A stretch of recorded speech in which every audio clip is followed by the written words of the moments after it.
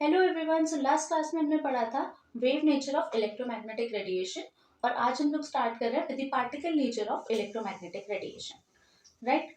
सो इसको स्टार्ट करने से पहले हम आगे जाकर दो वर्ड्स यूज करने वाले हैं, that is classical mechanics and quantum mechanics. तो उसका डिफरेंस जान लेते हैं। तो क्लासिकल मैकेनिक्स क्या होता है ना, जैसे कि क्लासिकल हम कह सकते हैं कॉन्टिन्यूस, ठीक है। और जो क्वांटम है दैट इज डिसकॉन्टिन्यूस। तो कैसे, जैसे मान लीजिए मैं आपको बोल रही हूँ कि आपको एक डेटा इकट्ठा करना है जहां पर आपको नंबर ऑफ स्टूडेंट्स बताने हैं। तो नंबर ऑफ स्टूडेंट्स क्या होंगे आपके पास, 1 2 3 4, है ना। मतलब आपके पास एक नंबर है, ठीक है, फिक्स। ऐसा तो नहीं है कि स्टूडेंट्स का नंबर पूछूंगी तो आप बोलोगे 1.2 या 1.4, नो, है ना। आप मुझे या तो 1 बोलोगे, या तो 2 बोलोगे, या तो 5 बोलोगे, या तो 6 बोलोगे, है ना। तो इस तरह से आप मुझे एक फिक्स नंबर दे रहे हो, ठीक है। अब मैं बात करूं, अब मुझे क्या करना है, मुझे स्टूडेंट्स का नंबर नहीं, मुझे स्टूडेंट्स की हाइट को नोट करना है, ठीक है, कि उनकी हाइट क्या है। तो अगर मैं हाइट को नोट कर रही हूँ तो हाइट क्या हो सकती है, हाइट हो सकता है 5 हो सकता है 5 1 हो सकता है 5 2 हो, है ना, हो सकता है 5 5 हो सकता है 6 हो। तो 5 और 6 के बीच में मैं कॉन्टिन्यूसली जा रही हूँ ना, 0.1 2 3 4 5, है ना। तो इस तरीके से जो मैं ये बोल रही हूँ ना कि 5 और 6 के बीच की वैल्यूज को भी मैं ले सकती हूँ, तो ये क्या कॉन्टिन्यूस मैनर है। तो जब मैं कॉन्टिन्यूस मैनर की बात कर रही हूँ ना, तो ये मेरे लिए अप्रोच होता है ऑफ क्लासिकल मैकेनिक्स। और जब मैं बात कर रही हूँ कि मेरे पास नंबर ऑफ स्टूडेंट वो क्या है, डिसकॉन्टिन्यूस है, 1 के बाद सीधा 2 आ रहा है, 1.1 1.2 ऐसा कुछ नहीं है। तो 1 2 3 4 ऐसे मेरे पास नंबर्स आ रहे हैं अलग अलग, है ना। तो ये क्या है कि ये है डिसकॉन्टिन्यूस मैनर, और इसको हम क्या बोलते हैं, इसको हम बोलते हैं क्वांटम मैकेनिक्स थ्योरी, वो सॉरी क्वांटम थ्योरी, ठीक है। इसको मैं बोलते हैं क्वांटम थ्योरी इन केमिस्ट्री, ठीक है। सो अब बात करते हैं ब्लैक बॉडी रेडिएशन क्या है। सो ब्लैक बॉडी रेडिएशन क्या है, एक आइडियल बॉडी, ठीक है। आइडियल बॉडी मतलब जिस तरह से आइडियल एक स्टूडेंट आइडियल कौन होता है, जो कि डिसिप्लिन्ड हो, जिसका बिहेवियर भी अच्छा हो, और जो पढ़ाई में भी अच्छा हो, स्पोर्ट्स में भी अच्छा हो, हर चीज में अच्छा हो, ठीक है, ऐसा हम बोलते हैं, ठीक है। तो उसी तरह से एक आइडियल बॉडी जो हर फ्रिक्वेंसी की, हर वेवलेंथ की लाइट को एमिट भी कर सकता है और एब्सॉर्ब भी कर सकता है, ठीक है। तो उस तरीके की बॉडी को हम बोलते हैं ब्लैक बॉडी, और उस तरीके के रेडिएशन को हम बोलते हैं उसको हम बोलते हैं ब्लैक बॉडी रेडिएशन, ठीक है। तो a body an ideal body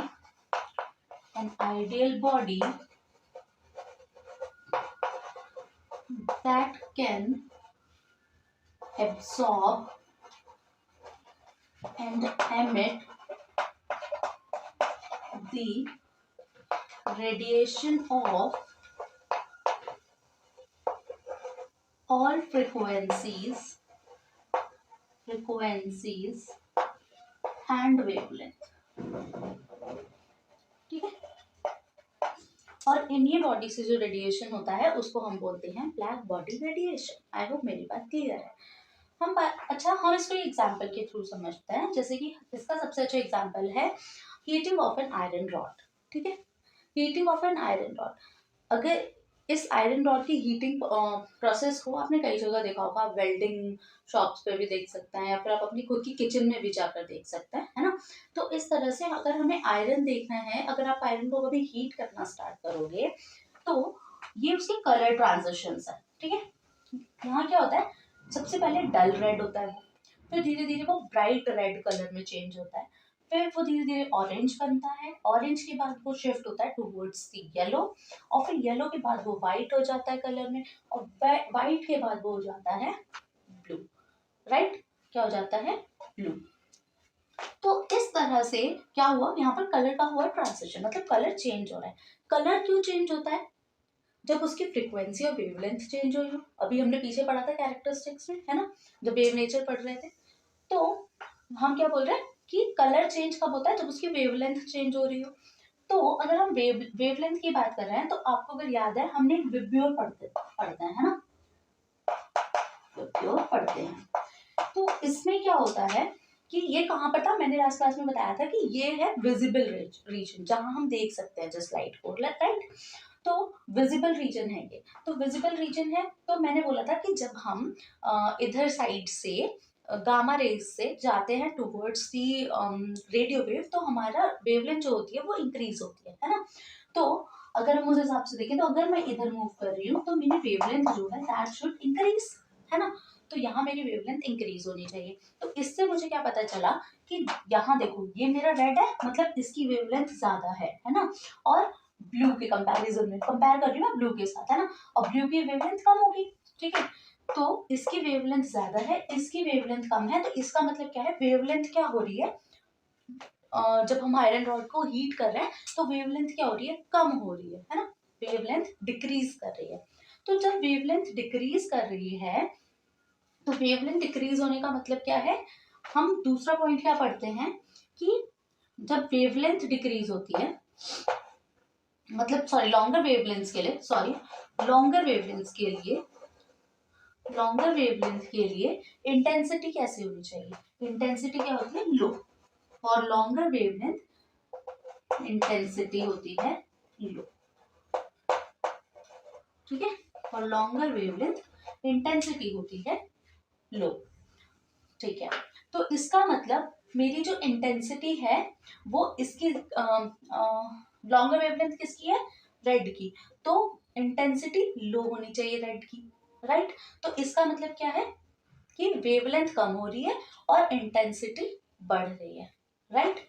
wavelength कम हो रही है, इंटेंसिटी बढ़ रही है। तो अकॉर्डिंग टू क्लासिकल मैकेनिक्स हमने सोचा कि इसका ग्राफ कुछ इस टाइप से आना चाहिए। यहाँ हम ड्रॉ कर रहे हैं बिटवीन इंटेंसिटी एंड वेवलेंथ, ठीक है।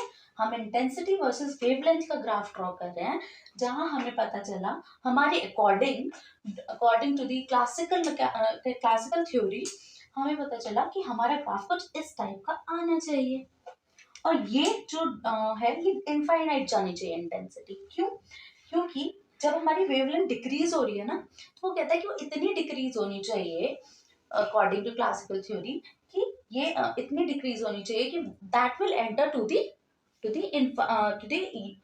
अल्ट्रावायलेट रेडिएशन, ठीक है, ऐसा होना चाहिए according to classical theory. But होता क्या है, तो इसके लिए एक्सपेरिमेंटल रिजल्ट्स देखे गए, है ना। अब हम वो देखते हैं। सो हमारे अकॉर्डिंग वैसा ग्राफ था, बट यहाँ हम देख रहे हैं कि जब हमने एक्सपेरिमेंटली इंटेंसिटी वर्सेस वेवलेंथ का ग्राफ देखा तो वो कुछ इस टाइप का आया था, ठीक है। तो इसका मतलब क्या था, यहाँ पर देख लेते हैं, यहाँ क्या था, टेम्परेचर T1 था और यहाँ पर टेम्परेचर था T2, ठीक है। ये ग्राफ ऑब्टेन हुआ। अब प्रॉब्लम क्या आ रही थी, प्रॉब्लम ये थी कि क्लासिकल मैकेनिक तो क्लासिकल थ्योरी तो इसको प्रूव नहीं कर पा रही थी, है ना, क्लासिकल थ्योरी इसको प्रूव नहीं कर पा रही थी। तो फिर हमारे पास आई प्लैंक क्वांटम थ्योरी, ठीक है। प्लैंक ने एक थ्योरी दी। अब प्लैंक ने क्या बोला, प्लैंक क्वांटम थ्योरी के अकॉर्डिंग, है ना, प्लैंक क्वांटम थ्योरी के अकॉर्डिंग प्लैंक ने अपनी क्वांटम थ्योरी दी थी, तो उसमें अकॉर्डिंग टू प्लैंक तो जो एनर्जी होती है ना, वो अपने आप को छोटे छोटे पैकेट्स के फॉर्म में होती है, और उन पैकेट्स को हम बोलते हैं, उन स्मॉल पैकेट्स ऑफ एनर्जी को हम बोलते हैं क्वांटा, ठीक है, क्वांटा। क्या बोला कि एनर्जी जो होती है वो छोटे छोटे पैकेट्स के फॉर्म में होती है, energy in the form of small packets, ठीक है, small packets.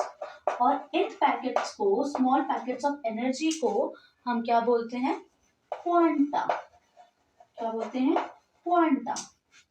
I hope this is clear, समझते हैं। जैसे कि मैं क्या करूं कि लेट्स टेक द एग्जांपल कि हम क्या कर रहे हैं, किसी चीज को छोटे छोटे फॉर्म में, जैसे कि आप क्या करते हो, जैसे हमारे पास क्या होता है कि हम किसी चीज को जब देखते हैं, है ना, हमें रे फॉर्म में देखते हैं। हम एग्जांपल ले रहे हैं हम जस्ट, कि जैसे हम कैथोड रे एक्सपेरिमेंट में पढ़ रहे थे, तो कैथोड रे एक्सपेरिमेंट में क्या होता कि वो इलेक्ट्रॉन्स आ रहे थे ना एनोड रे पर, ठीक है, लेकिन वो क्या थे, एक एक इलेक्ट्रॉन जा रहा था एनोड रे पर, बट वो सब एक साथ जा रहे थे कि आपको वो किस फॉर्म में विजिबल हो रहे थे, रे के जैसे लग रहे थे, है ना।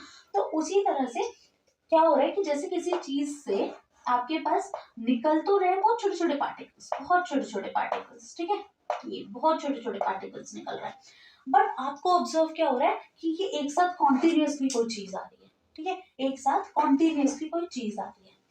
वो क्या हो गया हमारे पास, क्वांटम थ्योरी में हमें यही बताया गया कि एनर्जी जो होती है ना वो छोटे छोटे पैकेट्स के फॉर्म में फ्लो करती है, ठीक है, मतलब कि छोटे छोटे पैकेट्स के फॉर्म में, डिसकॉन्टिन्यूअस है ना। ये देखो अभी हमने पढ़ा था क्वांटम में कौन सा कॉन्सेप्ट होता है, डिसकॉन्टिन्यूअस का, है ना। तो यहाँ पर क्या डिसकॉन्टिन्यूअस है, डिसकॉन्टिन्यूअस है।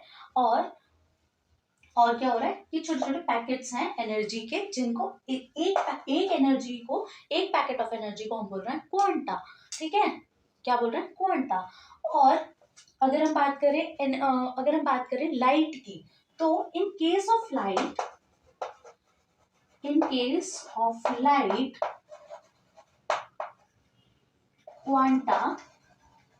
Quanta is called a photon, ठीक है, मतलब कि फोटॉन क्या है, वो एक एनर्जी का छोटा पैकेट ही है, बट उसको हम लाइट के केस में क्या बोलते हैं, फोटॉन, ठीक है, ओके। तो क्या है, छोटे छोटे लाइट जो होती है वो एनर्जी जो होती है वो डिसकॉन्टिन्यूअस मैनर में होती है, और वो क्या होता है कि वहां पर छोटे छोटे पैकेट्स होते हैं एनर्जी के, जिनको हम क्वांटा बोलते हैं, और लाइट के केस में हम उसे बोलते हैं photon. I hope this is clear.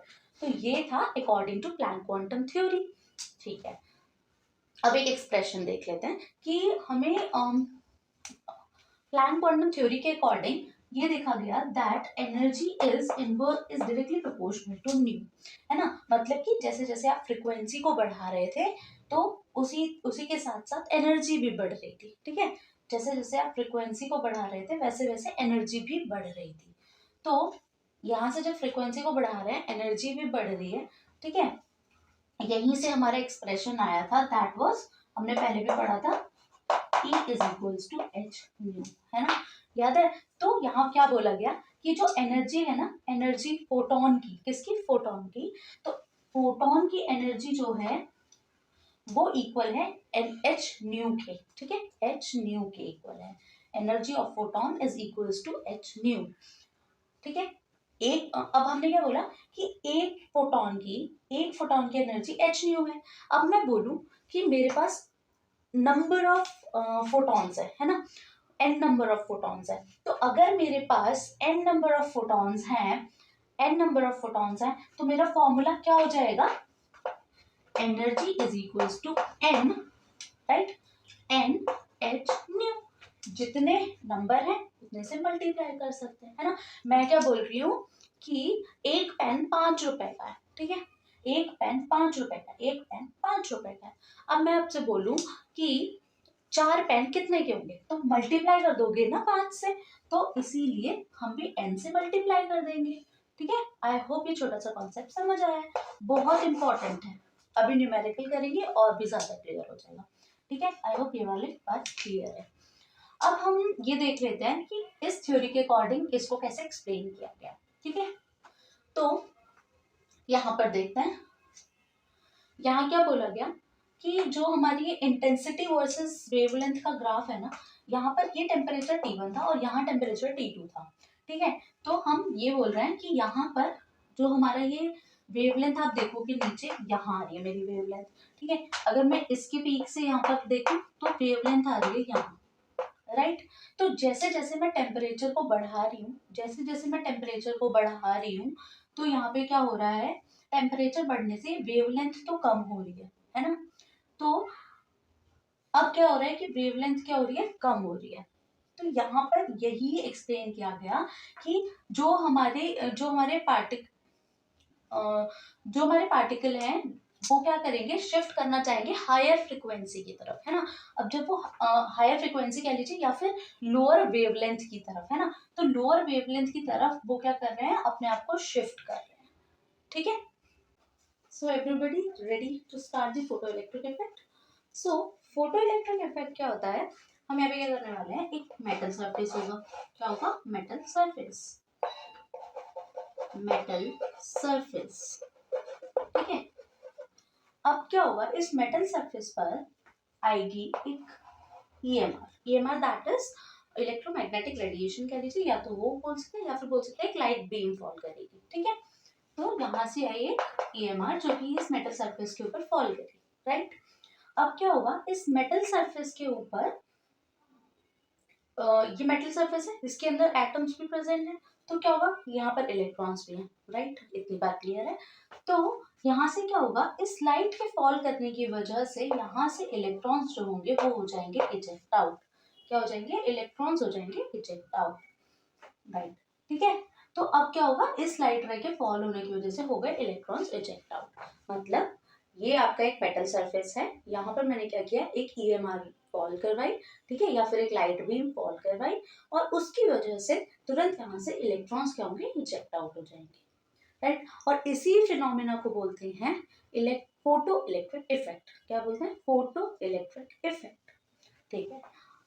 अब क्या पढ़ेंगे आगे कि यहाँ एक साइंटिस्ट थे हर्ट्ज, ठीक है। इन्होंने देखा बेसिकली, इसमें इन्होंने एक एक्सपेरिमेंट परफॉर्म किया, और उस एक्सपेरिमेंट में इन्होंने क्या किया कि एक इवैक्यूएटेड ट्यूब में, ठीक है, क्या किया कि यहाँ पर एक मेटल का सरफेस रख दिया, एक मेटल रख दिया, और यहाँ उन्होंने लगा दिया डिटेक्टर। क्या लगा दिया, डिटेक्टर। ये क्या है, मेटल सरफेस है, मेटल की प्लेट लगा दी, और यहाँ पर क्या कर दिया, एक लगा दिया डिटेक्टर, ठीक है। अब यहाँ से इसको कनेक्ट कर दिया एक एमीटर के साथ, इसको कनेक्ट कर दिया एक एमीटर के साथ और एक बैटरी के साथ, ठीक है जी। ये हो गया हमारा सेटअप जो हर्ट्ज जी ने। अब यहाँ इन्होंने क्या किया कि मेटल प्लेट लगाई, ठीक है। तो अब क्या होगा, यहाँ पर अब मैंने EMR को फॉल कराया, क्या हुआ, EMR मतलब एक लाइट बीम आकर इस पर फॉल की, ठीक है। उसकी वजह से क्या होगा, जैसा कि हमने ऊपर देखा, लाइट बीम आकर फॉल की थी तो इलेक्ट्रॉन्स इजेक्ट आउट होंगे, तो यहाँ से इलेक्ट्रॉन्स इजेक्ट आउट हुए, ठीक है भाई, इलेक्ट्रॉन्स इजेक्ट आउट हुए। अब जब ये इलेक्ट्रॉन्स इजेक्ट आउट हुए तो ऐसे काफी सारे इलेक्ट्रॉन्स इजेक्ट आउट होंगे, तो यहाँ ये इलेक्ट्रॉन्स फ्लो करते करते, मतलब ऑब्वियस बात है, ये क्या था, ये डिटेक्टर जो है पॉजिटिव इलेक्ट्रोड मान लीजिए, ठीक है। तो यहाँ से इलेक्ट्रॉन्स कैसे हैं, नेगेटिवली चार्ज पार्टिकल्स, और एनोड कैसा है, पॉजिटिव, मतलब ये डिटेक्टर क्या है नेचर में, पॉजिटिव। तो ये इसको क्या करेंगे, अट्रैक्ट करेंगे, तो ये नेगेटिव चार्ज आएगा इसकी तरफ, राइट। तो उसकी वजह से क्या होगा, एक सर्किट बन गया, यहाँ पर अब करंट फ्लो करने लगेगा इस सर्किट में, राइट। आई होप ये बात क्लियर है। तो यहाँ पर सर्किट बन जाएगा, और ये एमीटर लगाने का पर्पस क्या था, एमीटर क्या करता है, एमीटर करंट को डिटेक्ट करता है, तो यहाँ पर भी वही करने वाला है, करंट को डिटेक्ट करने वाला है, ठीक है। तो इस तरह से ये एक्सपेरिमेंट परफॉर्म किया था हर्ट्ज ने, ठीक है। तो सबसे पहले तो यही देख लेते हैं, डिफाइन कर लेते हैं कि फोटो इलेक्ट्रिक इफेक्ट होता क्या है। अगर आप इसके नाम से भी समझना चाहो ना, ये देखो, फोटो वर्ड हम कहाँ यूज करते हैं, लाइट के लिए यूज करते हैं, ठीक है। फोटो वर्ड लाइट के लिए यूज किया जाता है, तो यहाँ पर इसको हम क्यों यूज करते हैं, लाइट के लिए यूज करते हैं। सो ये देखो, लाइट फॉल की फोटो, को आप ये बोल सकते हो लाइट फॉल की इलेक्ट्रिक इफेक्ट, क्या शो कर रहा है, इलेक्ट्रिक इफेक्ट है ना, तो इसलिए नाम से भी पता चलता है फोटो इलेक्ट्रिक इफेक्ट, ठीक है। अगर आप कभी भूल भी जाओ तो आपको ये बात अगर याद है तो आपको याद आ जाने वाला है कि फोटो क्या है, लाइट, और लाइट फॉल करने से इलेक्ट्रॉन का इजेक्शन हुआ which leads to the electric, ठीक है, इलेक्ट्रिक इफेक्ट। तो इसलिए यहाँ पर नाम हुआ फोटो इलेक्ट्रिक इफेक्ट। अब हम डिफाइन कर लेते हैं। सो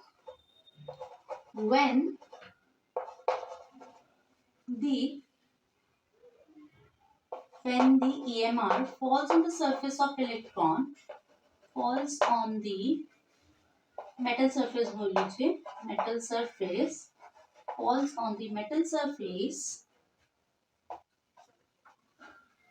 electrons are ejected out, right। EMR fall करी surface पर, electrons eject out हुए, and this phenomenon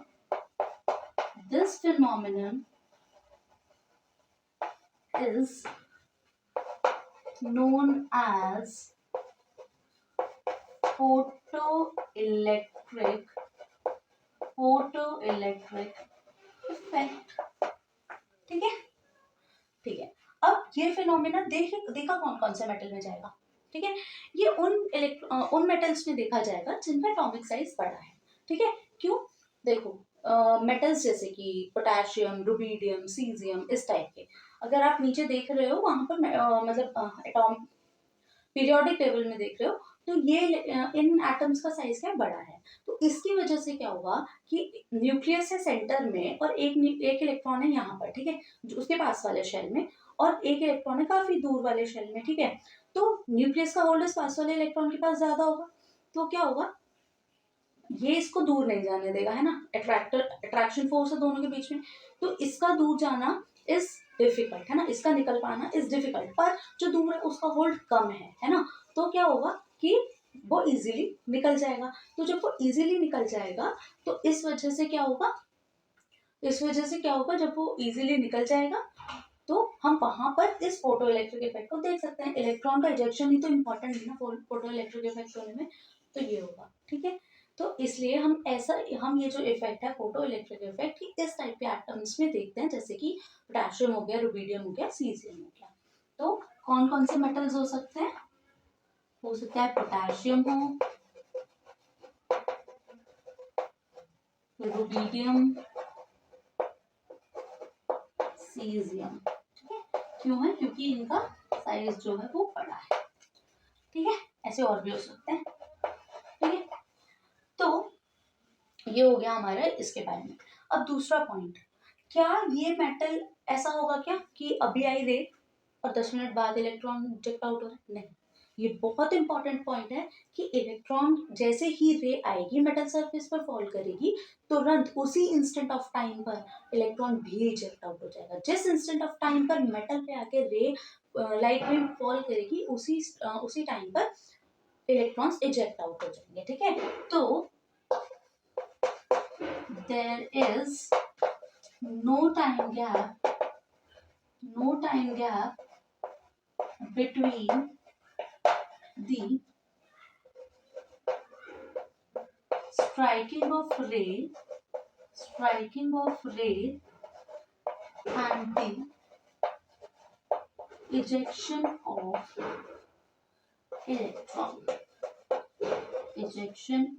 electron, ठीक है। तो ये है हमारे दो इंपॉर्टेंट पॉइंट्स की ईएमआर जैसे ही मेटल, एक बार देख लेते हैं ऐसे क्या है कि जैसे ही मेटल सरफेस के ऊपर आकर लाइट वेव फॉल की, वहां से इलेक्ट्रॉन्स इजेक्ट आउट हो जाएंगे। और दूसरा पॉइंट कि जिस टाइम मेटल सरफेस पे आकर लाइट वेव फॉल करेगी, ठीक उसी इंस्टेंट पे कोई टाइम गैप नहीं होगा मेटल के ऊपर लाइट वेव फॉल करने में और इलेक्ट्रॉन के इजेक्ट आउट होने में, ठीक है। आई होप यहाँ तक क्लियर है। अब बात करते हैं आगे। तो अगर मैं आगे बात कर रही हूँ, तो क्या कोई भी लाइट आएगी मेटल सरफेस के ऊपर और इलेक्ट्रॉन इजेक्ट आउट हो जाएंगे? क्या कोई भी लाइट आएगी और इलेक्ट्रॉन्स इजेक्ट आउट हो जाएंगे? नहीं, ठीक है। तो कुछ ऐसा क्राइटेरिया है, जिस क्राइटेरिया को, अगर वो क्राइटेरिया फुलफिल होगा तभी इलेक्ट्रॉन्स इजेक्ट आउट होंगे, ठीक है। तो वो क्राइटेरिया है थ्रेशोल्ड फ्रीक्वेंसी। क्या है? Threshold frequency. तो अब हम देखते हैं कि थ्रेशोल्ड फ्रीक्वेंसी क्या है। तो थ्रेशोल्ड फ्रीक्वेंसी क्या है? थ्रेशोल्ड फ्रीक्वेंसी एक मिनिमम फ्रीक्वेंसी है, वो मिनिमम फ्रीक्वेंसी है which is required to eject out an electron from the metal surface. इस मेटल के सरफेस से इलेक्ट्रॉन को इजेक्ट आउट करने के लिए एक पर्टिकुलर फ्रीक्वेंसी की लाइट रिक्वायर्ड है, ठीक है। तो हम क्या बोल रहे हैं, जब यहां से ईएमआर आएगी, रेडिएशन आएगा, तो इलेक्ट्रॉन को इजेक्ट आउट तभी करेगा जब उसके पास वो पर्टिकुलर, वो कम से कम उतनी फ्रीक्वेंसी होगी, ठीक है। सो द मिनिमम, ये इंपॉर्टेंट है, the minimum frequency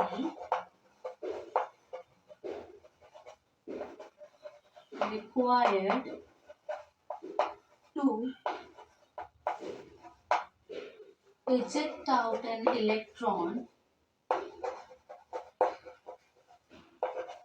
from the metal surface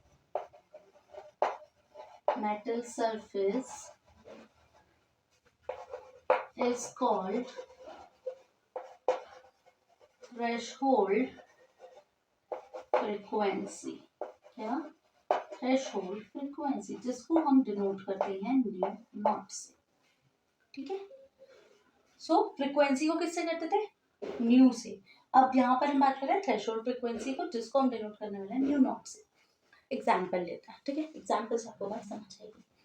तो क्या होने वाला है, देखो आप क्या हो ना, जब आपको किसी को आपसे कोई बात मनवानी होती है तो कोई बड़ा आएगा, है ना, या आपका कोई फ्रेंड आएगा, आप बात मानोगे, ठीक है, क्योंकि वो अब बड़ा है तो आउट ऑफ रिस्पेक्ट बोल दो या कैसे भी बोल लो, आप उसकी बात मानोगे, है ना। लेकिन अगर कोई छोटा आपसे आकर बोलता है, कुछ किसी बात के लिए जिद करता है, तो क्या आप उसकी बात मानोगे, नहीं मानोगे। आप क्या बोलोगे, ठीक है तुम जाओ, है ना, ऐसा ही होता है। पर तो वैसा ही ठीक क्या कर रहा है, ये मेटल कर रहा है, वैसा ही क्या कर रहा है, ठीक है मेटल कर रहा है। ये मेटल क्या कर रहा है, जब इसको बोला जाएगा ना कि आप क्या कर कि इसके ऊपर एक फ्रिक्वेंसी की लाइट डाली गई, तो ये सबसे पहले बोलेगा कि अगर मेरे पास वो फिक्स फ्रिक्वेंसी की लाइट आ रही है तो मैं इलेक्ट्रॉन इजेक्ट आउट करूंगा, अदरवाइज नहीं। लेट्स से मेरे पास क्या है, देखो एग्जांपल, मेरे पास 4 हर्ट्ज की फ्रीक्वेंसी है, जो कि क्या है, थ्रेशोल्ड फ्रीक्वेंसी है, ठीक है। थ्रेशोल्ड फ्रीक्वेंसी क्या है, 4 हर्ट्ज। अब मैं इससे बोल रही हूँ कि इजेक्ट आउट करना है इलेक्ट्रॉन को, ठीक है। तो जब मैं ईएमआर फॉल कराऊंगी, तो अगर वो ईएमआर की फ्रीक्वेंसी, जिस लाइट को मैं फॉल करा रही हूँ उसकी फ्रीक्वेंसी 4 हर्ट्ज है या 4 हर्ट्ज से ज्यादा है, तो वो उसकी बात को मानेगा और इलेक्ट्रॉन इजेक्ट आउट कर लेगा, ठीक है। और इलेक्ट्रॉन इजेक्ट आउट हो रहा है, इसका मतलब क्या, वो फोटो इलेक्ट्रिक इफेक्ट शो कर रहा है, राइट। लेकिन अगर वो फ्रीक्वेंसी 3.9 भी हुई या 4 से थोड़ी भी कम हुई, तो वो क्या करेगा, इलेक्ट्रॉन इजेक्ट आउट नहीं करेगा और फोटो इलेक्ट्रिक इफेक्ट को शो नहीं करेगा, राइट। मेटल भी आपसे कम नहीं है, मेटल भी ऐसा ही है। वो क्या करेगा, वो बोलेगा अगर मेरे पास थ्रेशोल्ड फ्रीक्वेंसी जो कि मेरे को चाहिए उससे बड़ा आएगा या उसके बराबर आएगा तो मैं बात मान लूंगा, अदरवाइज मैंने नहीं माननी बात और मेरे को नहीं करना इलेक्ट्रॉन इजेक्ट आउट। तो ठीक है, वैसा हो रहा है। अब यहाँ पर हम कुछ केसेस पढ़ लेते हैं, ठीक है। लेट्स से मेरे पास क्या है, 4 हर्ट्ज मेरी क्या है, थ्रेशोल्ड फ्रीक्वेंसी है। ये क्या है, मेरी threshold frequency which is new not, right, new not. अब क्या हुआ, मैंने जो फ्रीक्वेंसी फॉल कराई वो क्या है, जो मैंने फ्रीक्वेंसी फॉल कराई वो है 6 हर्ट्ज, क्या है, 6 हर्ट्ज की। तो अब आप मुझे बताओ, थ्रेशोल्ड फ्रीक्वेंसी 4 हर्ट्ज है, फ्रीक्वेंसी 6 हर्ट्ज है, क्या इलेक्ट्रॉन इजेक्ट आउट होगा, क्या वो फोटो इलेक्ट्रिक इफेक्ट शो करेगा, करेगा, है ना। क्यों, क्योंकि मैंने क्या बोला था, थ्रेशोल्ड फ्रीक्वेंसी से बड़ी होगी अगर फ्रीक्वेंसी ईएमआर की, तो वो इलेक्ट्रॉन इजेक्ट करेगा, तो इसीलिए यहाँ पर इलेक्ट्रॉन इजेक्ट होगा, है ना। तो एक केस क्या हो गया, केस नंबर 1 क्या हो गया, कि जब न्यू बड़ा होगा न्यू नॉट से, तो क्या होगा, फोटो इलेक्ट्रिक इफेक्ट शो होगा, right, photo electric effect show होगा। दूसरा केस, अब मैंने क्या किया, न्यू की वैल्यू ले ली 3.2 हर्ट्ज, क्या अब इलेक्ट्रॉन शो करेगा, क्या अब फोटो इलेक्ट्रिक इफेक्ट होगा, थ्रेशोल्ड फ्रीक्वेंसी अभी भी 4 है, क्या वो करेगा, नहीं करेगा। क्यों, मैंने बोला कि अगर 4 से थोड़ी भी कम हो गई, 3.9 भी हो गई, वो फोटो इलेक्ट्रिक इफेक्ट शो नहीं करेगा। तो इस बार 3.2 है जो कि 4 से कम है, तो ये इलेक्ट्रॉन इजेक्ट आउट नहीं होगा, है ना। तो केस नंबर 2 क्या हो गया, कि न्यू जो है that is smaller than new not, right. तो इस बार नो फोटो इलेक्ट्रिक नहीं होगा ना, नो फोटो इलेक्ट्रिक, ठीक है भाई। थर्ड केस नंबर 3 में मैं क्या कर रही हूँ, इस बार मैंने न्यू जो है, मतलब जो फ्रीक्वेंसी है वो भी 4 हर्ट्ज की फॉल करा दी, 4 हर्ट्ज की उसकी थ्रेशोल्ड फ्रीक्वेंसी थी और 4 हर्ट्ज की मैंने उसको उसके ऊपर रेडिएशन फॉल करा दिया। क्या इस बार फोटो इलेक्ट्रिक इफेक्ट होगा, क्योंकि मैंने बोला था कि अगर उसके बराबर होगी या उससे ज्यादा होगी तो वो इलेक्ट्रॉन इजेक्ट आउट करेगा, अगर कम होगी तो वो इजेक्ट आउट नहीं करेगा। तो यहाँ पर तो बराबर है, तो यहाँ तो करेगा इजेक्ट आउट। तो यहाँ पर nu is equal to nu naught, तो यहाँ क्या होगा, यहाँ पर भी फोटो इलेक्ट्रिक इफेक्ट शो होगा। सही है, तीनों केस इम्पॉर्टेंट। ठीक है, इम्पॉर्टेंट क्या है, अगर आप कॉन्सेप्ट को समझ चुके हैं, मेरी इस बात को समझ चुके हैं, तो केसेस तो बन ही चुके हैं ना। आपको बस क्या करना है, ये देखना है कि न्यू नॉट से हमारा न्यू छोटा है, बड़ा है या बराबर है। अगर छोटा है तो फोटो इलेक्ट्रिक इफेक्ट नहीं होगा, और अगर बड़ा है या बराबर है तो फोटो इलेक्ट्रिक इफेक्ट हो जाएगा। ओके, तो यहाँ तक बात क्लियर है। इसके बाद हम बात करेंगे आगे पॉइंट्स की, ठीक है, या फिर उससे पहले हम क्या करते हैं, हम देख लेते हैं एक्सप्रेशन, है ना। तो नेक्स्ट एक एक्सप्रेशन देखते हैं जो कि फोटो इलेक्ट्रिक इफेक्ट के लिए डिराइव हुआ। ये देखो, मैंने क्या बोला था कि ये एक मेटल सरफेस था, ठीक है, एक मेटल सरफेस था।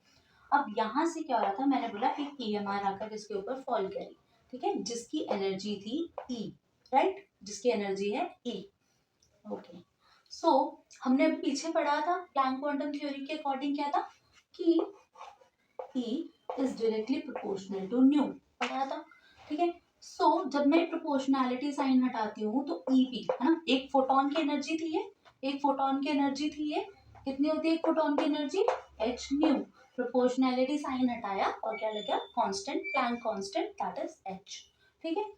तो यहाँ पर आ गई हमारे पास energy of photon, that is h nu, ठीक है। मतलब अब मैंने इसके ऊपर कौन सी एनर्जी फॉल की है, h न्यू एनर्जी फॉल की है। ध्यान से समझना, एक्सप्रेशन इंपॉर्टेंट है। फोटो इलेक्ट्रिक इफेक्ट अपने आप में एक बहुत इंपॉर्टेंट टॉपिक है, पूरा ही आपको समझ के चलना चाहिए, इसके ग्राफ्स, इसकी एक्सप्रेशन, इसका, इसके अंदर ये थ्रेशोल्ड फ्रीक्वेंसी का concept, everything in this is important, right. So यहाँ पे क्या हुआ कि ई पी जो है फोटोन की एनर्जी हो गई एच में। अब मैंने क्या किया, यहाँ से होंगे इलेक्ट्रॉन्स इजेक्ट आउट, है ना भाई, यही तो होता है फोटो इलेक्ट्रिक इफेक्ट। तो यहाँ से जब इलेक्ट्रॉन इजेक्ट आउट होगा तो क्या होगा कि अब अगर मुझे किसी एटम से इलेक्ट्रॉन को निकालना है, तो इलेक्ट्रॉन को अगर निकालना है तो एनर्जी देनी पड़ेगी, है ना, एनर्जी चाहिए ना निकलने के लिए। सो ठीक वैसे ही यहाँ से इस इलेक्ट्रॉन को निकलने के लिए जो एनर्जी चाहिए वो यहाँ से ले रहा है। कितनी एनर्जी यूज करेगा, कितनी एनर्जी यूज करेगा, जो मैं क्या करती हूँ, इसको एनर्जी से नहीं रिप्रेजेंट करके, देखो ये कुछ एनर्जी यूज करेगा यहाँ से इजेक्ट आउट होने के लिए, वो एनर्जी को हम क्या बोलते हैं, वर्क फंक्शन। क्या बोलते हैं, वर्क फंक्शन। ये क्या है, ये क्या है, वर्क फंक्शन, ठीक है। वर्क फंक्शन क्या है कि जो एनर्जी यहाँ से निकलने के लिए, इजेक्ट आउट होने के लिए यूज हो रही है, और वो एनर्जी कितनी है हमारी, वो एनर्जी हमारी कितनी है, एच न्यू नॉट। क्या है, एच न्यू नॉट, ठीक है भाई, क्या है, h nu not. So H nu not energy है जो कि हमें इस इलेक्ट्रॉन को यहाँ मेटल से निकालने के लिए जरूरत है, ठीक है। अब ये इलेक्ट्रॉन जो है ये सरफेस के ऊपर आ गया, ये सरफेस के ऊपर आ गया, बट अब इसे निकल के जाना है, अगर इसको दूर जाना है इस मेटल सरफेस से, तो इसको कुछ एनर्जी चाहिए, है ना। जैसे कि अगर आपको कहीं जाना है तो आप क्या करोगे, पहले घर के बाहर निकल के बैठ जाओगे, अगर आपके अंदर एनर्जी नहीं है तो आप घर से बाहर जा पाओगे नहीं, ठीक है। सो लेकिन वहां से आगे जाने के लिए आपके अंदर एनर्जी भी तो होनी चाहिए, वैसे ही इस इलेक्ट्रॉन के पास एनर्जी होनी चाहिए, और इलेक्ट्रॉन के मूवमेंट के लिए कौन सी एनर्जी चाहिए, काइनेटिक एनर्जी। तो इसको भी क्या चाहिए, काइनेटिक एनर्जी। सो वो जो बच जाएगी energy, that will be kinetic energy. मतलब ये क्या थी, इलेक्ट्रॉन, ये थी एनर्जी जो कि हमने फॉल कराई, ठीक है। तो एनर्जी जो हमने फॉल कराई, ठीक है, उसमें से electron of energy of photon, है ना, एनर्जी ऑफ फोटोन जो मैंने फॉल कराई। अब इसमें से मैं क्या करूं, ये एच न्यू नॉट एनर्जी जो है ना, एच न्यू नॉट एनर्जी जो कि क्या है, हमारी वर्क फंक्शन है, इस मतलब h nu naught is equal to work function, है ना, h nu naught is equal to work function है। सो यहाँ पर क्या हुआ, एच न्यू नॉट एनर्जी जो है वो यूज हो गई इलेक्ट्रॉन को इजेक्ट आउट कराने में, इलेक्ट्रॉन को इजेक्ट आउट कराने में। बचा क्या, जो एनर्जी बच गई अब इसको माइनस करने के बाद, वो हो गई काइनेटिक एनर्जी। क्या हो गई, काइनेटिक एनर्जी, ठीक है। इसका मतलब क्या हुआ कि अगर मैं फोटोन की एनर्जी क्या है मेरे पास ईपी, उसमें से माइनस कर दूं एच न्यू नॉट, तो मेरे पास जो एनर्जी बच जाएगी that will be kinetic energy, right. ठीक बात बोली मैंने। अब ईपी क्या है, एच न्यू के बराबर है, h nu minus h nu naught is equals to kinetic energy. ठीक है, एक्सप्रेशन इज इम्पोर्टेंट ये वाला। ठीक है, इसी को आगे जब आप नॉर्मल करोगे, मतलब कॉमन निकाल लो एच को, nu minus nu naught is equals to kinetic energy. और काइनेटिक एनर्जी किसके बराबर होती है, half mv square, right, half mv square. तो ये है हमारा expression for photoelectric effect. ठीक है, क्या हुआ कि ये जो एनर्जी थी ये किसकी थी, फोटोन की एनर्जी, ये यहाँ पर आकर फॉल करी, उसकी वजह से यहाँ से इलेक्ट्रॉन इजेक्ट आउट हुआ। ईपी एनर्जी वो है जो मैंने फॉल कराई, एच न्यू नॉट एनर्जी वो है जो इस इलेक्ट्रॉन को इस मेटल सरफेस से इजेक्ट आउट करने में यूज हुई। अब उस इलेक्ट्रॉन को वहां से जाने के लिए कुछ एनर्जी चाहिए, which is what, kinetic energy. यहाँ इस वाली एनर्जी में से इसको माइनस कर दोगे तो जो एनर्जी बच जाएगी वो क्या है, काइनेटिक एनर्जी। ठीक है, इस तरह से हमने क्या करा, एक्सप्रेशन को डिराइव कर लिया है। अब हम क्या करेंगे, नेक्स्ट देखते हैं और important points of photo electric effect. Okay, हम स्टार्ट करते हैं एक एग्जाम्पल से, थ्रेशोल्ड फ्रिक्वेंसी के एग्जाम्पल्स। ठीक है, वहां से कुछ सीखने को मिलेगा, वो देखते हैं। क्या देखो, क्या है कि पोटेशियम जो है उसकी थ्रेशोल्ड फ्रिक्वेंसी है विच इज 5 × 10⁻14 हर्ट्ज, राइट। ये है पोटेशियम की थ्रेशोल्ड फ्रिक्वेंसी। अब क्या हो रहा है, अब मैंने क्या करा, एक रेड लाइट, ठीक है, इंटेंस रेड लाइट मैंने इसके ऊपर फॉल करा दी, इंटेंस रेड लाइट इसके ऊपर फॉल करा दी, हाई इंटेंसिटी वाली। और उसका उसकी फ्रिक्वेंसी क्या थी, 4.6 × 10⁻14 हर्ट्ज। बहुत हाई फ्रिक्वेंसी, बहुत हाई इंटेंसिटी की थी सब। ठीक है, और दूसरी मैंने क्या करा, एक मैंने फिर येलो लाइट भी फॉल कराई, जो कि उसकी इंटेंसिटी बहुत वीक थी, मतलब ब्राइटनेस बहुत कम थी, इंटेंसिटी वीक थी, ब्राइटनेस बहुत कम थी। ठीक है, तो उसकी फ्रिक्वेंसी क्या थी, 5.6 × 10⁻14 हर्ट्ज।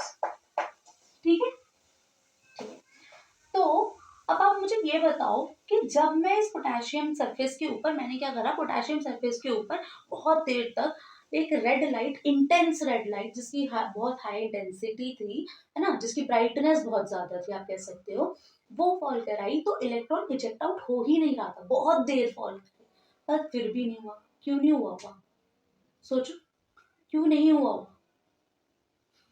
आपने फ्रिक्वेंसी देखी, थ्रेशोल्ड फ्रिक्वेंसी से कम है हमारे रेड लाइट की फ्रिक्वेंसी, तो वो उसको इजेक्ट आउट नहीं होने देता। ठीक है, this this is the reason, frequency ही थ्रेशोल्ड फ्रिक्वेंसी से कम है तो वो नहीं होने देगा, है ना, इसलिए फोटो इलेक्ट्रिक इफेक्ट नहीं हुआ। अब दूसरा केस देखो, मैंने क्या किया, येलो लाइट फॉल कराई विद द फ्रिक्वेंसी दिस, लेकिन इस बार बहुत वीक इंटेंसिटी थी, है ना, मतलब कि ब्राइटनेस बहुत कम थी, तो क्या इस बार इजेक्ट आउट होगा, हो जाएगा। क्यों, क्योंकि इस बार से फ्रिक्वेंसी जो है वो थ्रेशोल्ड फ्रिक्वेंसी से ज्यादा है ना, तो फ्रिक्वेंसी ज्यादा है, तो इससे हमें क्या पता चला कि इलेक्ट्रॉन इजेक्ट आउट हो रहा है, तो इस बात पर डिपेंड नहीं कर रहा कि इंटेंसिटी क्या है, बहुत हाई इंटेंसिटी है, लो इंटेंसिटी, उसे इस बात से मतलब है कि उसकी फ्रिक्वेंसी क्या है। ठीक है, ये बात हमने समझ ली है, थ्रेशोल्ड फ्रिक्वेंसी, है ना। अब हम क्या करते हैं, कुछ ग्राफ्स देखते हैं और इंपॉर्टेंट पॉइंट्स उनसे समझते हैं। ठीक है, सबसे पहला पॉइंट जो हम समझने जा रहे हैं that is for kinetic energy, है ना। अगर आप काइनेटिक एनर्जी देखोगे, सबसे पहले हम देख लेते हैं इंटेंसिटी क्या होती है। इंटेंसिटी क्या है, इंटेंसिटी होती है that is the number of photons ejected पर सेकेंड, है ना, मतलब कि पर सेकेंड कितने फोटोन इजेक्ट हो रहे हैं, sorry, number of photons fall on metal surface per second जो है वो क्या है, हमारी इंटेंसिटी, मतलब कि कितने फोटॉन्स फॉल कर रहे हैं मेटल सरफेस के ऊपर पर सेकेंड, वो क्या है उसकी इंटेंसिटी। ठीक है, अब हम बात करते हैं आगे कि काइनेटिक एनर्जी, है ना। काइनेटिक एनर्जी क्या है, काइनेटिक एनर्जी के लिए मैं बोल रही हूँ कि kinetic energy depends on the frequency, on the frequency. ठीक है, हम बोल रहे हैं काइनेटिक एनर्जी फ्रीक्वेंसी पे डिपेंड करती है। अभी हमने एक एक्सप्रेशन देखा जस्ट, वहां हमने क्या देखा, न्यू माइनस न्यू नॉट, है ना, एच प्लैंक कांस्टेंट था वहां, वो क्या है, काइनेटिक एनर्जी के डायरेक्टली प्रोपोर्शनली मान लो, मैंने न्यू हटा दिया, वो सॉरी एच हटा दिया, प्लैंक कांस्टेंट, मतलब कि अगर मैं इस फ्रीक्वेंसी को चेंज कर रही हूँ तो मेरी काइनेटिक एनर्जी चेंज होगी। जैसे जैसे मैं फ्रीक्वेंसी को बढ़ाऊंगी मेरी काइनेटिक एनर्जी भी बढ़ जाएगी। सही बात है ना भाई, जब मैं फ्रीक्वेंसी को बढ़ाऊंगी तो मेरी काइनेटिक एनर्जी भी बढ़ेगी ना, है ना। जैसे जैसे फ्रीक्वेंसी बढ़ेगी काइनेटिक एनर्जी भी बढ़ेगी। अब बात करते हैं कि kinetic energy does not depend on the intensity, on the intensity of light. अब हम बोल रहे हैं काइनेटिक एनर्जी को, फ्रीक्वेंसी बढ़ी तो काइनेटिक एनर्जी बढ़ेगी, ये बात ठीक है, लेकिन काइनेटिक एनर्जी को इस बात से फर्क नहीं पड़ता कि उसकी इंटेंसिटी क्या है, मतलब वो हाई इंटेंसिटी का है या लो इंटेंसिटी का है। ठीक है, इस बात से उसे फर्क नहीं पड़ता। क्यों नहीं पड़ता, हम वो देखो क्या हुआ कि इंटेंसिटी क्या है, इंटेंसिटी है कि कितने फोटॉन्स उसके ऊपर आकर फॉल कर रहे हैं। ठीक है, तो चाहे कितने भी फोटॉन्स आकर फॉल कर रहे हो, जब अगर उसे वो फ्रीक्वेंसी मिल रही है तो वो क्या करेगा, इलेक्ट्रॉन्स को इजेक्ट आउट कर देगा। अब इंटेंसिटी को अगर हम देखें तो आप बोल सकते हो बहुत हाई वाली ब्राइटनेस या बहुत लो वाली ब्राइटनेस, मतलब ब्राइटनेस का लेवल, है ना।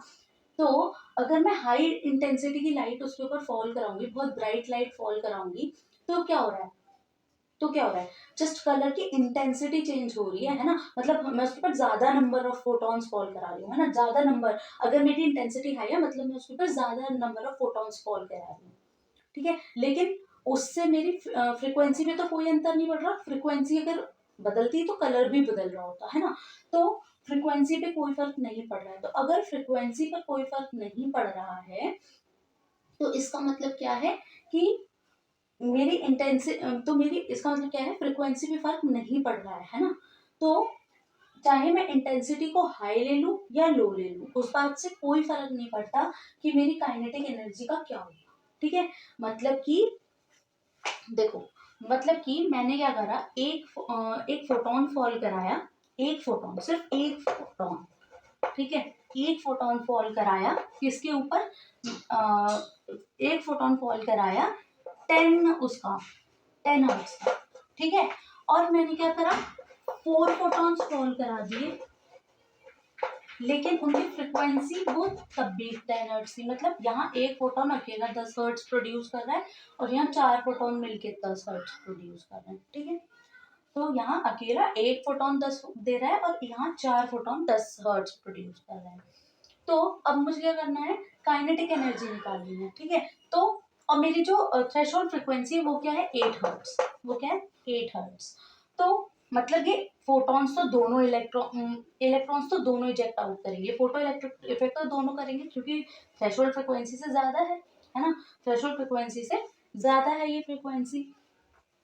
लेकिन आप मुझे ये बताओ कि इनके ऊपर कोई इफेक्ट हो रहा है कि मैंने एक फोटोन डाला है या 4, इजेक्शन में कोई फर्क पड़ रहा है कि मैंने एक इलेक्ट्रॉन डाला है या 4, नहीं ना। तो इस बात से कोई फर्क नहीं पड़ता कि मैं कितनी इंटेंसिटी की लाइट डाल रही हूँ, इस बात से फर्क पड़ता है कि मैं कितनी फ्रीक्वेंसी, अगर मैं इसे चेंज करके यहाँ पर डाल देती, लेट से 7 हर्ट्ज की EMR, तब क्या वो फॉल कर, तब वो शो करता है फोटो इलेक्ट्रिक इफेक्ट, नहीं। तो ठीक है, आई होप ये वाली बात आपको क्लियर है मेरी इन बातों से। ठीक है, ओके। अब दूसरी बात हम अब देखते हैं, सबसे पहले हम इनके ग्राफ्स देखेंगे, है ना। अब हम क्या करेंगे, ग्राफ देखो, यहाँ मैंने क्या किया, एक ग्राफ ड्रॉ किया जहाँ यहाँ पे y एक्सिस पे मैं ले रही हूँ काइनेटिक एनर्जी और यहाँ मैं ले रही हूँ इसकी इंटेंसिटी, क्या इंटेंसिटी।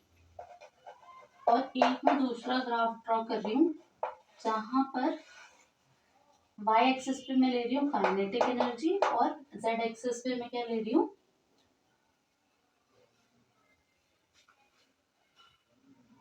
हाँ z एक्सिस पे मैं क्या ले रही हूँ, फ्रीक्वेंसी,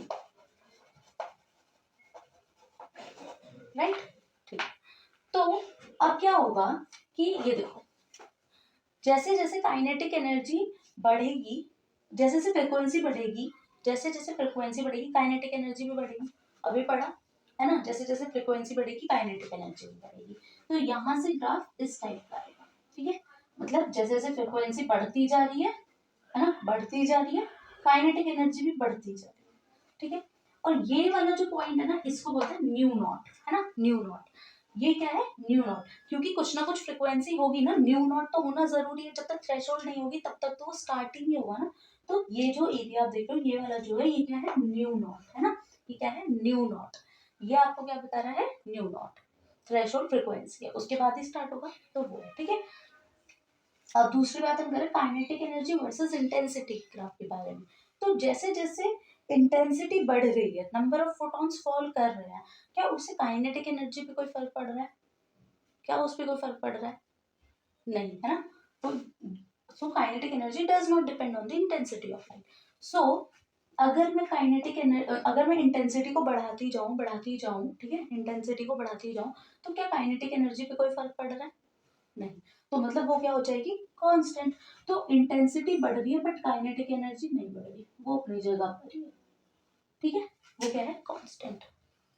आई होप ये दोनों ग्राफ्स बहुत अच्छे से आपको क्लियर हैं। काइनेटिक एनर्जी, फ्रीक्वेंसी बढ़ रही है तो काइनेटिक एनर्जी भी बढ़ रही है, और ये वाला जो आपका एरिया है, ये क्या दिखा रहा है, थ्रेशोल्ड फ्रीक्वेंसी को। लेकिन जब इंटेंसिटी बढ़ रही है तब काइनेटिक एनर्जी नहीं बढ़ रही, तो वो क्या हो रही है, कांस्टेंट है, ठीक है। अब हम बात करते हैं अगले पॉइंट की। So second example, second point क्या है, नेक्स्ट पॉइंट है, number of electrons ejected depends on the intensity and number of electrons ejected does not depend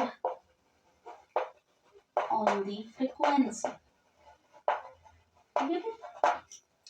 अब ये क्या है, ये क्या बोल रहा है कि कितने इलेक्ट्रॉन्स इजेक्ट हो रहे हैं, ये बात डिपेंड कर रहा है उसकी इंटेंसिटी पर उसकी फ्रिक्वेंसी पर नहीं कर रहा, क्यों नहीं कर रहा, ठीक है। देखो अभी अभी मैंने एक एग्जांपल लिया था जहां मैंने बोला कि एक फोटोन क्या कर रहा है, एक फोटोन क्या करता है अकेला 10 हर्ट्ज की फ्रिक्वेंसी, दूसरे 4 फोटोन मिलकर क्या करते हैं 10 हर्ट्ज की फ्रिक्वेंसी। हमने पढ़ा था ना, हमने पढ़ा था क्वांटम में क्या होता है, क्वांटम थ्योरी में क्या होता है, छोटे छोटे डिसकंटिन्यूस फॉर्म में होती हैं, और छोटे छोटे पैकेट्स होते हैं एनर्जी के, जो कि छोटे छोटे पैकेट्स के फॉर्म में होती है एनर्जी, है ना। सो इसी तरह से 4 फोटोन जो है वो 10 हर्ट्ज दे रहे हैं। तो देखो अब क्या हो रहा है कि लेट करो कि एक फोटोन जो है वो एक इलेक्ट्रॉन जनरेट करता है, ठीक है, एक फोटोन एक इलेक्ट्रॉन को इजेक्ट आउट करवाता है। सो क्या कहते हैं, इंटेंसिटी मतलब हाई ब्राइटनेस या लो ब्राइटनेस, है ना। तो हमने क्या किया कि यहाँ से एक फोटोन जो है उसको क्या किया, इजेक्ट आउट करवा, उससे क्या किया, इलेक्ट्रॉन इजेक्ट आउट हुआ। सो एक फोटोन से एक इलेक्ट्रॉन इजेक्ट आउट होगा, 4 फोटोन से कितने, 4 इलेक्ट्रॉन इजेक्ट आउट हो गए। सो क्या मेरे ये फ्रिक्वेंसी कितनी है, इसने रोल प्ले किया है, कितने इलेक्ट्रॉन इजेक्ट आउट हो रहे हैं इसमें, नहीं, है ना। उसने क्या किया, उसने बस ये देखा कि कितने फोटोन होकर आकर फॉल हुए हैं, उतने उस हिसाब से इलेक्ट्रॉन इजेक्ट आउट हो गए, लेकिन इस बात से फर्क नहीं पड़ा कि कितनी फ्रिक्वेंसी की लाइट थी, है ना। सो इसलिए यहाँ पर क्या हुआ, number of electron ejected depends on the intensity but does not depend on the frequency, है ना, ठीक है। सो इसीलिए हमने ये वाली बात बोली। आई होप दिस इज क्लियर, है ना। इसके बाद हम एक ग्राफ देखते हैं। हम ग्राफ देख रहे हैं,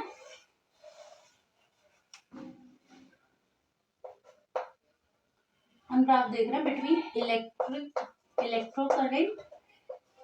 इलेक्ट्रो करंट वर्सेस किसका इंटेंसिटी। इलेक्ट्रो करंट मतलब देखो इलेक्ट्रॉन्स की वजह से करंट होता है, तो इलेक्ट्रॉन्स इजेक्ट आउट होंगे तो क्या होगा, करंट प्रोड्यूस होगा।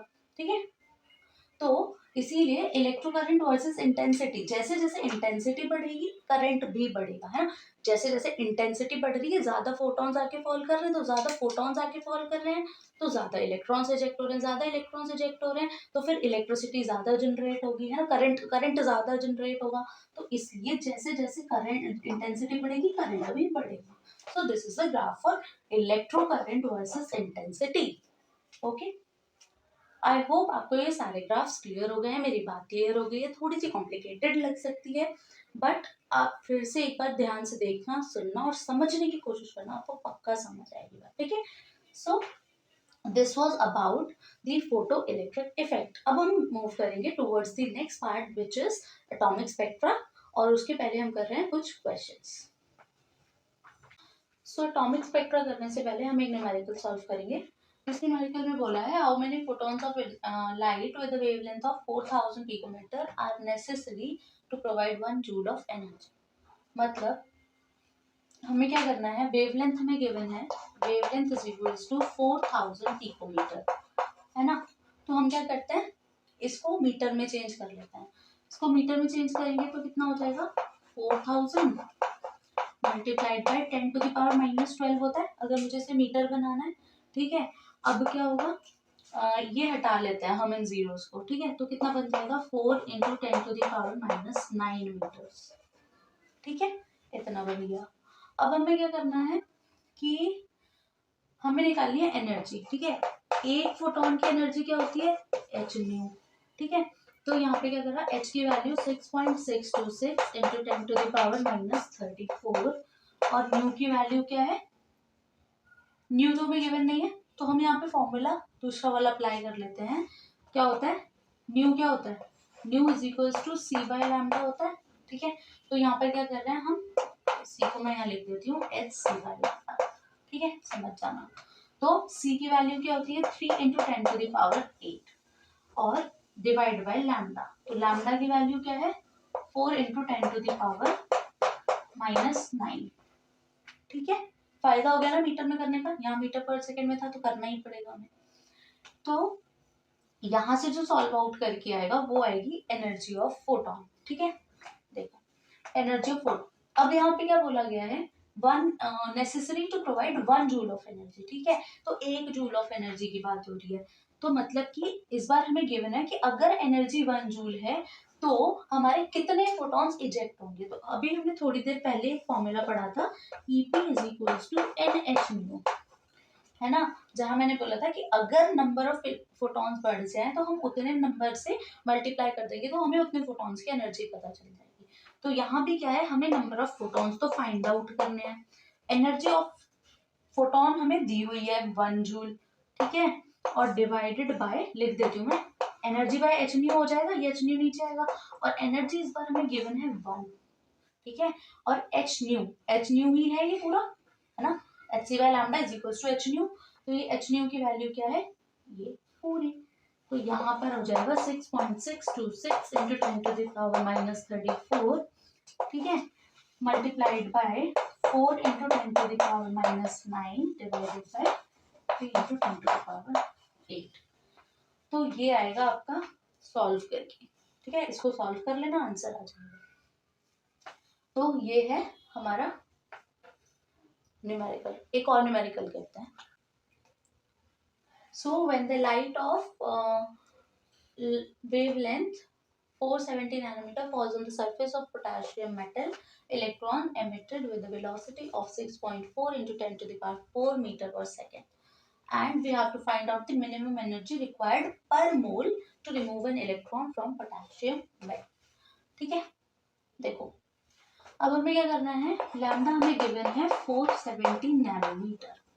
ठीक है, इसको कर लो मीटर में कन्वर्ट, इसको मीटर में कन्वर्ट करोगे क्या आ जाएगा, 470 इंटू 10⁻⁻9 मीटर। अब हमें क्या करना है कि वेलोसिटी गिवन है, velocity is equals to 6.4 into 10⁻4 metre per second. ठीक है, अब हमें क्या करना है, हमें फाइंड आउट करनी है एनर्जी पर मोल। ठीक है, तो सबसे पहले हमारे पास क्या है, हम एनर्जी निकाल लेते हैं। फोटोन की एनर्जी कितनी है, एच न्यू। एच न्यू तो न्यू तो गिवन नहीं है हमें, है ना, न्यू गिवन नहीं है, तो हम फॉर्मूला लगाएंगे एच सी बाय लैम्डा। ठीक है, एच सी बाय लैम्डा लगा रहे हैं, एच की value 6.6 into 10⁻⁻34 multiplied by 3 into 10⁸। ठीक है, लैम्डा के लिए वैल्यू हो जाएगी ये, तो लैम्डा के लिए वैल्यू होगी। ठीक है, यहां से आ जाएगी एक फोटोन की एनर्जी, एक फोटोन की एनर्जी। अब दूसरा क्या है, अब हमें क्या निकालना है। ठीक है, तो अगर हमें मिनिमम एनर्जी निकालनी है तो अब हमें क्या करना है, सेकंड पार्ट हमें काइनेटिक एनर्जी भी निकालनी पड़ेगी, है ना। काइनेटिक एनर्जी निकालने के लिए हाफ एम वी स्क्वायर, तो अब half into m, mass of किसका, इलेक्ट्रॉन का, है ना। तो इलेक्ट्रॉन का मास क्या होता है, 9.1 into 10⁻⁻31 into v square. V क्या है, गिवन है हमारे पास, तो वी का स्क्वायर 6.4 इंटू 10⁻4 का स्क्वायर। ठीक है, तो यहां से हमारे पास आ जाएगी काइनेटिक एनर्जी। अब हमें निकालना क्या है, सबसे पहले हमें निकालनी है एनर्जी, है ना। हमें एनर्जी निकालनी है इलेक्ट्रॉन के लिए, ये किसकी थी, फोटोन की एनर्जी थी। हमें निकालनी है कि हमें कितनी एनर्जी रिक्वायर्ड है for eject out an electron. ठीक है, तो यहाँ से हमने अभी थोड़ी देर पहले पढ़ा था कि, अभी थोड़ी देर पहले हमने क्या पढ़ा, EP is equals to e naught plus kinetic energy पढ़ा था। तो ई नॉट इस बार क्या हो जाएगा, EP माइनस काइनेटिक एनर्जी। तो EP की वैल्यू हमारे पास यहाँ से आ रही है, इसको सॉल्व कर लेते हैं, कितना आ रहा है, लेट्स सी। इसको सॉल्व करके आएगा 4.23 इंटू 10⁻⁻19। ठीक है, -19, और इसके बाद इसको सॉल्व करने के इसको सॉल्व करने के बाद और काइनेटिक एनर्जी को सॉल्व करने के बाद आएगा 1.8 इंटू 10⁻⁻21। ठीक है, ये आ रहा है। तो अब हमें क्या करना है, इन दोनों को कर लेना है सब्ट्रैक्ट। इनको सब्ट्रैक्ट करना है तो ऑब्वियस सी बात है, हमें क्या करना पड़ेगा, यहाँ से हमारे पास आएगा 421.14 इंटू 10⁻⁻21 और एनर्जी है। ठीक है, तो ये हमारे पास आ गई वैल्यू, और एनर्जी है तो हमें क्या करना है, यूनिट भी लगानी है जूल की। ठीक है, तो काइनेटिक एनर्जी थी तो वो तो हमारे पास है ना। तो इसके बाद हमने लगा दी एनर्जी की यूनिट। अब हमें क्या करना है, हमें निकालनी है minimum energy for one mole, है ना। तो पर मोल के लिए निकालेंगे तो एनर्जी पर मोल क्या हो जाएगी हमारे पास, एनर्जी ऑफ इलेक्ट्रॉन पर मोल हो जाएगी, ये देखो हमने क्या टोटल, ये कितनी है एनर्जी, है ना, एक इलेक्ट्रॉन को इजेक्ट आउट करने के लिए ये एनर्जी आ रही है हमारे पास। ठीक है, हमें कितना निकालना है, अगर हमें 1 मोल इजेक्ट आउट करना है, 1 मोल मतलब एवोगैड्रो नंबर। एवोगैड्रो नंबर क्या होता है हमारे पास, 6.023 इंटू 10⁻23, है ना, ये होता है एवोगैड्रो नंबर। और बस अब इसे मल्टीप्लाई करना है और यहाँ से हमारे पास आ जाएगी energy for eject out, to eject out and per mole electron. ठीक है, पर मोल एनर्जी हमारे पास यहाँ आ गई है। पर मोल से हमारा मतलब क्या था कि एक एवोगैड्रो नंबर। ठीक है, एक मोल। तो यहाँ से हमारे पास, हम इसे सॉल्व कर लेते हैं, तो ये आएगा 253.6 इंटू 10⁻³ जूल पर मोल। ठीक है, जूल पर मोल। और आप अगर चाहो तो इसे जूल में भी, किलो जूल में भी कन्वर्ट कर सकते हो। कैसे, 253.6 किलो जूल पर मोल। ठीक है, तो ये है हमारे पास। आई होप ये वाला न्यूमेरिकल आपको अच्छे से समझ आया होगा। So this was all about the particle nature of electromagnetic radiation. I hope आपको ये बातें समझ आई हैं, and in the next video we will continue with the atomic spectra. Thank you so much for watching.